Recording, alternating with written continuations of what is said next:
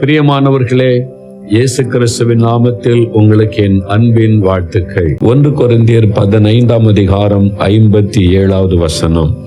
நம்முடைய கர்த்தராகிய இயேசு கிறிஸ்துவினாலே நமக்கு ஜெயம் கொடுக்கிற தேவனுக்கு ஸ்தோத்திரம். ஜெயம் கொடுக்கிற தேவன், உங்களுக்கு ஜெயம் கொடுக்கிற தேவன்.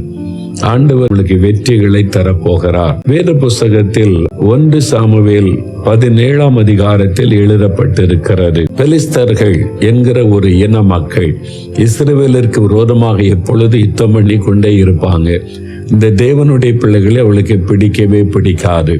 அதனால யுத்தம் பண்ணி கொண்டே இருப்பார்கள். இங்கே ஒரு சமயம் இந்த பெலிஸ்தர்கள் தேவனால் தெரிந்து கொள்ளப்பட்ட இஸ்ரவேலுக்கு விரோதமாக யுத்தம் பண்ண வந்தபோது கோலியாத் என்கிற ராட்சதனை முன்னிறுத்தினார்கள். அவன் வந்து சத்தமிட்டு தேவ ஜனத்தை சபிப்பான், பரிகாசம் பண்ணுவான், கேவலமாய் பேசுவான். உங்களை ஒரு ஆளை அனுப்புங்க, என்கிட்ட வந்து யுத்தம் பண்ணட்டும். நீங்க ஜெயித்துட்டா நாங்கெல்லாம் உங்களுக்கு அடிமை, நான் ஜெயித்துட்டா நீங்கெல்லாம் எங்களுக்கு அடிமை என்று சவால் விடுவான். அவன் வந்து சபிப்பான், திட்டுவான். அவனுடைய உருவம், அவனுடைய வார்த்தைகளை கேட்டு எல்லாருக்குமே பயம் வரும். அப்படிப்பட்டவன் இவன் வந்து சுமார் 11 அடி உயரம் உள்ளவனா. யோசித்து பாருங்க, 11 அடி உயரன்னா ராட்சதன், பார்க்கவே மலை போல பயங்கரமானவன்.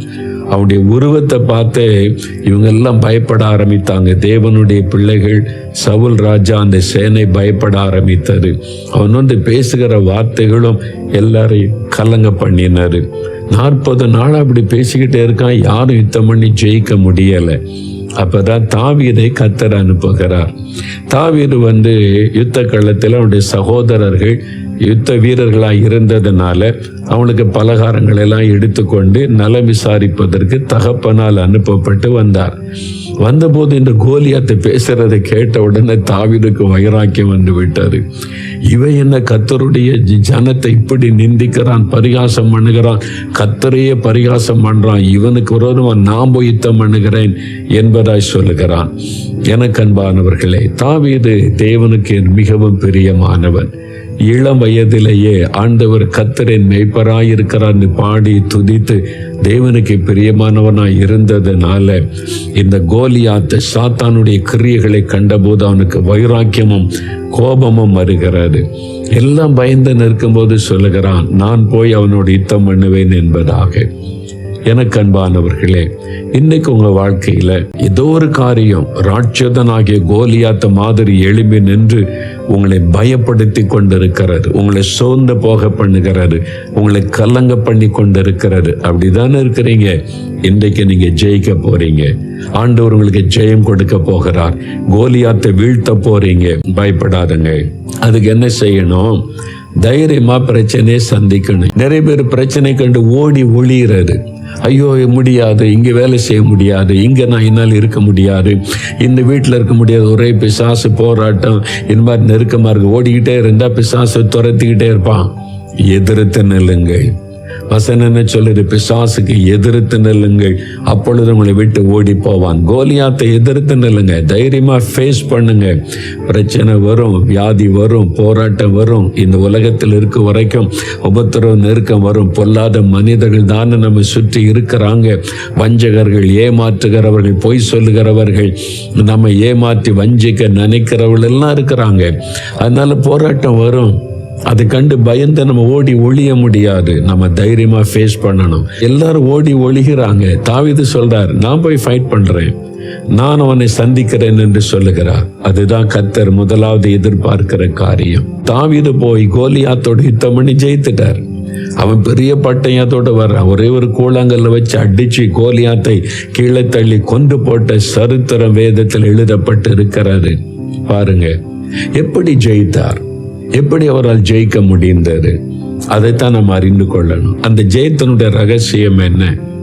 இப்ப இந்த தாவீது வந்து 1 சாமுவேல் 17ஆம் அதிகாரத்துல 34, 35, 36 வசனம்ல வாசிக்கும் போது தாவீது வந்து இளைஞன், ஒரு வாலிபன், இளம் வாலிபன்.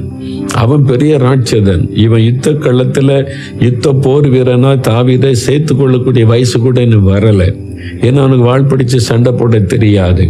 அந்த யுத்த உடை உடுத்தி, வீரர்கள் உடை உடுத்தி நடக்கிற பழக்கம் கூட இல்லை. சவுல் ராஜா இந்த இஸ்ரவேலின் ராஜா கூப்பிட்டு, நீ சின்ன பையனா இருக்கிறியப்பா, நீ போய் எப்படி கோலியாத்தோடு யுத்தம் பண்ணி ஜெயிக்க முடியும்னு கேட்கும்போது முதலாவது தாவீது சொல்லுகிற வார்த்தை, நான் ஆடுகளை மேய்த்து கொண்டிருந்த என்னுடைய மந்தையை பாதுகாத்து கொண்டிருக்கும் போது ஒரு முறை சிங்கமும் ஒரு முறை கரடியும் ஆட்டை கவி கொண்டு போனது. நான் விடல. ஒரு ஆடு தானே போகட்டுன்னு விட முடியாது. இது கர்த்தர் எனக்கு கொடுத்த சொத்து, இது கர்த்தர் கொடுத்த ஆசீர்வாதம். எப்படி இந்த சிங்கம் தொடலாம்? சிங்கத்தை தொடர்ந்து போய் அடித்து அதை கொன்று போட்டு நான் அந்த ஆட்டை மீட்டு கொண்டு வந்தேன். அதே மாதிரி ஒரு சமயம் கரடியும் அதே மாதிரி நுழைந்தது. அதனுடைய வாயிலிருந்து ஆட்டை மீட்டு கொண்டு வந்தேன். சிங்கத்தையும் கரடியும் கொன்று போடுவதற்கு கர்த்தர் எனக்கு பலன் கொடுத்தார். அதே கர்த்தர் இந்த கோலியாத்தை வீழ்த்துவதற்கு பலன் தருவார் என்று சொல்லுகிறான். அதாவது முந்தின வெற்றிகளை தாவீது நினைத்துக் கொள்ளுகிறார். முந்தி ஆண்டவர் எனக்கு வெற்றி தந்திருக்கிறாரு. சிங்கம் கரடி அதையே வெற்றி பெற தேவன் எனக்கு உதவி செய்தவர். இந்த கோலியாத்தின் மீது ஜெயம் தருவார். அதனால முந்தின வெற்றிகளை நினைவு கூர்ந்த உடனே ஒரு தைரியம், விசுவாசம் வருகிறது. இன்னைக்கு நிறைய பேர் அப்படிதான். ஐயோ கேன்சரா? கேன்சர்னா என்ன? இயேசுவால குணமாக்க முடியாத கேன்சர் வியாதியை மறைய பண்ணுகிற தேவன் அவர். வியாதியை கண்டா பயம், பிரச்சனை கண்டா பயம், கடன் பிரச்சனை நீ பயம். எதுக்கு பயப்படுறீங்க? இதுவரைக்கும் ஆண்டவர் அற்புதம் செய்திருக்கிறார்ல, இதுவரை உங்களுடைய தேவையை சந்திச்சிருக்கிறார்ல, இதுவரை நீங்க ஜெபித்த காரியத்துல நிறைய அற்புதம் நடந்திருக்குதுல்ல, இந்த காரியத்திலும் ஜெயிப்பீங்க. இந்த காரியத்தில் ஆண்டவர் அற்புதம் செய்வார். முந்தி ஆண்டவர் கொடுத்த வெற்றிகளை நினைச்சு பாருங்க, உங்களுக்குள்ள மன தைரியம் வந்துவிடும். தாவீது முந்தின வெற்றிகளை நினைத்து பார்த்து தான் சவால் விடுகிறார். கர்த்தர் எனக்கு ஜெயம் தருவார். இரண்டாவது, தாவீது 1 சாமுவேல் 17:45 பார்க்கும்போது அந்த பெலிஸ்தன் கோலியாத்து பெரிய ஈட்டி வச்சிருக்கிறான், உடம்பெல்லாம் கவசம் போட்டு மூடி இருக்கிறான், தலைச்சீரா வச்சிருக்கிறான். தாவீது ஒரு ஆடு மேய்ப்பன சும்மா போய் சிம்பிளா நிற்கிறாரு. இவர் கையில் பட்டயமும் கிடையாது, தாவீது கையில் பட்டயமும் கிடையாது, வில்லு கிடையாது. அவர் ஒரு கையில் கவுன் தான் வச்சிருக்கிறாரு. அவன் பெரிய ராட்சதனா நிற்கிறான், மலை போல. இவர் சின்ன ஆளா நிற்கிறாரு. அவன் இவரை நக்கல் பண்றான், கிண்டல் பண்றான். அப்ப தாவீது என்ன சொல்றாரு? இராணுவங்களின் தேவனாகிய சேனைகளுடைய கர்த்தரின் நாமத்தினாலே நான் உன்னிடத்தில் வருகிறேன். நீ பட்டயத்தோட வர்ற, ஈட்டியோடு வர்ற, கவசத்தெல்லாம் அணிஞ்சு அதை சார்ந்து நிற்கிற. நான் பட்டயத்தையோ இந்த கவசத்தையோ நம்பி வரல. என் தேவனாகிய சேனைகளின் கர்த்தருடைய நாமத்தினாலே வருகிறேன். கர்த்தரை சார்ந்து கொள்ளுகிற ஒரு இருதயம் தாவீதுக்கு இருந்தது. கர்த்தர் தான் எனக்கு எல்லாம், அவரு தான் ஜெயம் தர போறார், அவரு தான் எனக்கு பாதுகாப்பு. அவ்வளவுதான். அதான் அவனுடைய சார்ந்து கொள்ளுதல், கர்த்தரை சார்ந்து கொள்ளுவது. அதனால் அவன் ஜெயிக்க முடிந்தது. தன் பலத்தை சார்ந்து கொள்ளலை. என்னால முடியும், நான் சாதிச்சிருவேன், நான் செஞ்சிருவேன், நான் கரடியை கொண்டு இருக்கிறேன், சிங்கத்தை கொண்டு இருக்கேன், இவனை கொண்டுருவேன்னு சொல்லலை. சிங்கத்தின் கைக்கும் கரடியின் கைக்கும் தப்புவித்த கர்த்தர் எனக்கு துணை நிற்கிறார். கர்த்தரை சார்ந்து கொள்ளுகிறார். இதுவரை நான் நிறைய படிச்சாச்சு, எவ்வளவு பார்த்தாச்சு, எனக்கு தெரியாதா? அப்படி சுயத்தை நம்பி நிற்கிறவர்கள் தான் தோல்வி அடைவார்கள். இல்ல, கர்த்தர் என் கூட இருக்கிறார், கர்த்தரை மட்டும் நடத்தினார். கர்த்தர் என்று கர்த்தரை இயேசு கிறிஸ்துவை நீங்கள் சார்ந்து கொள்ளும் போது நீங்க ஜெயிப்பீர்கள். பாருங்க, பிலிப்பியர் 4:13 என்ன சொல்லுகிறது? என்னை பலப்படுத்துகிற கிறிஸ்துவினாலே எல்லாவற்றையும் செய்ய எனக்கு பலன் உண்டு. எனக்கு அனுபவம்லாம் இருக்குது, நான் எத்தனை பார்த்துட்டேன், நான் சாதிச்சிருவேன்னு சொல்லலை. என்னை பலப்படுத்துகிற கிறிஸ்துவினாலே, அவர் என்னை பலப்படுத்துகிறவர், என்னோடு இருக்கிறவர், அவரை கூட இருக்கிறதுனால என்னால ஜெயிக்க முடியும், சாதிக்க முடியும். அதான் கர்த்தரை, இயேசுவை சார்ந்து கொள்ளுவது. எனக்கு அன்பானவர்களே, இயேசுவை சார்ந்து கொள்ளும் பொழுது நீங்களும் ஜெயிப்பீங்க. இடையில தடைகள் வரலாம், சோர்வை உண்டாக்குகிற பிரச்சனை, போராட்ட நெருக்கங்கள் வரலாம். பயப்படாதங்க, நீங்க ஜெயிப்பீங்க. மூன்றாவது, இந்த தாவீதை பாருங்க. 1 சாமுவேல் 17:46 இன்றைய தினம் கர்த்தர் உன்னை என் கையில் ஒப்பு கொடுப்பார். எவ்வளவு திட்டமா சொல்றார்.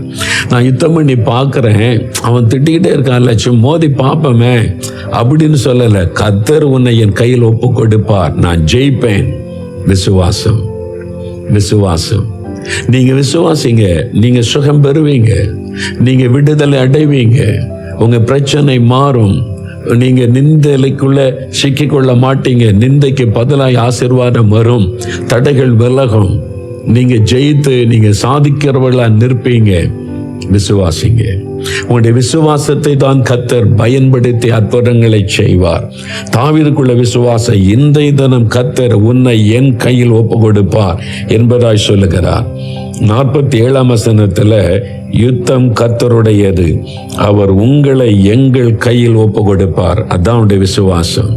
தாவீது சொல்றார், கோலியாத்தே, இந்த யுத்தம் கர்த்தருடையது, எனக்காக யுத்தம் பண்ணுகிறவர் கர்த்தர், இன்றைய தினம் கர்த்தர் உங்களை எங்கள் கையில் ஒப்பு கொடுப்பார் தைரியமாய் சொல்லுகிறார்.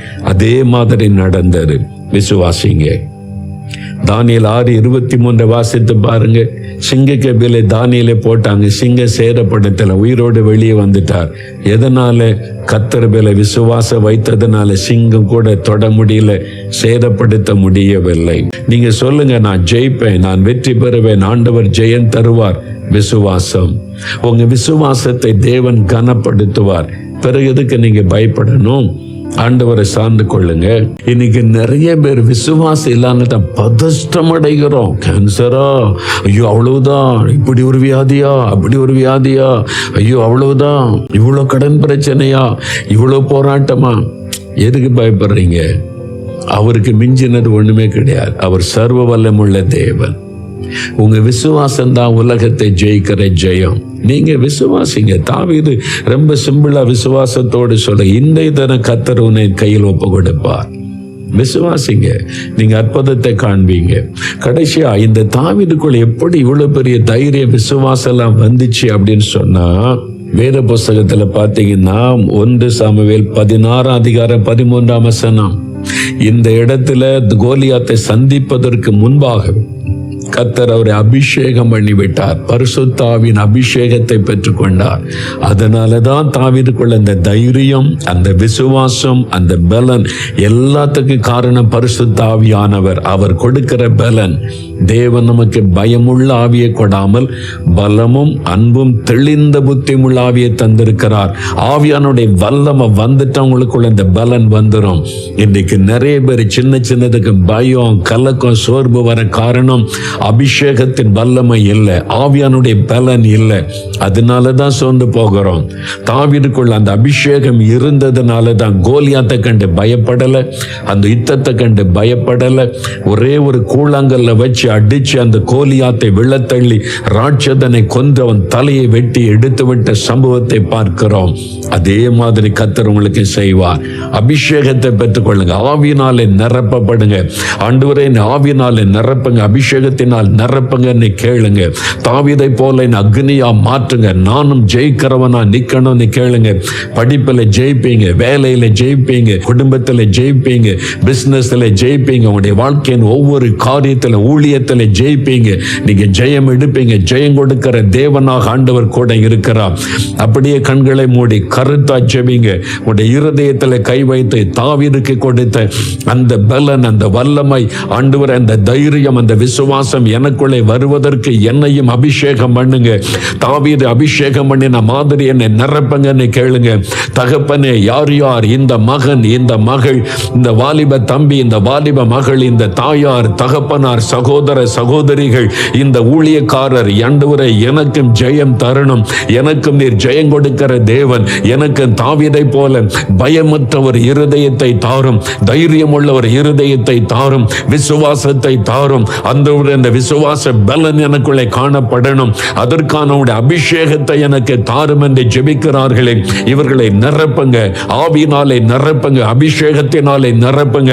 தாவீதின் மீது இறங்கி இருந்த அதே ஆவியானவர் இவர்களை நிரப்பட்டும், இன்றைக்கு ஆட்கொள்ளட்டும். பயமெல்லாம் உள்ளத்தை விட்டு விலகட்டும், சோர்வுகள் விலகட்டும், கலக்கங்கள் விலகட்டும். தாவீதுக்கு ஜெயம் கொடுத்ததை போல, கோலியாத்தை விழப்பண்ணினதை போல, இந்த பிள்ளைகளுக்கு விரோதமாய் கோலியாத்தை போல எழுமின் இருக்கிற வியாதிகள் இயேசுவின் நாமத்தில் விலகி போகட்டும். மரண கட்டுகள் இயேசுவின் நாமத்தில் விலகி போகட்டும். விடுதலை உண்டாகட்டும். கடன் பிரச்சனைகள் இயேசுவின் நாமத்தில் மாறட்டும். தடைகள் இயேசுவின் நாமத்தில் விலகி காரியங்கள் காரியங்கள் வாய்க்கட்டும். இவளுக்கு விரோதமாய் பொல்லாத மனிதர்கள், கோலியாத்தை போல எழும்பி நிற்கிற மனிதர்கள் இயேசு கிறிஸ்துவின் நாமத்தில் சிதறடிக்கப்பட்டு போவார்களாக. ஊழியத்துக்கு விரோதமாய் எழும்புகிற பிசாசின் கிரியைகள், வல்லமைகள் கோலியாத்தை போல எழும்பி நிற்கிற அவனுடைய கிரியைகள் முடக்கப்படட்டும். அவைகள் கீழே விழட்டும். இயேசுவின் நாமத்தில் ஜெயம் கொடுத்த நடத்துவீராக. இன்றைக்கு ஒரு அற்புதம் நடக்கட்டும். இன்றைக்கு விடுதலை, சுகம், ஆசீர்வாத, நன்மை உண்டாகட்டும். இப்பொழுதே ஒரு அற்புதத்தை காண்பார்களாக. தாவீதுக்கு அருளின அபிஷேகத்தின் வல்லமையினால் பலப்படுத்தி பயன்படுத்தும். உம்முடைய அன்பின் கரத்தில் ஒப்பு கொடுக்கிறேன். ஜெயம் கொடுக்கிற தேவனுக்கு ஸ்தோத்திரம், ஸ்தோத்திரம், ஸ்தோத்திரம். இயேசு கிறிஸ்துவின் நாமத்தில் ஜெபிக்கிறோம். ஜெயத்தை பெற்றுக் கொள்கிறோம். ஆமேன், ஆமேன்.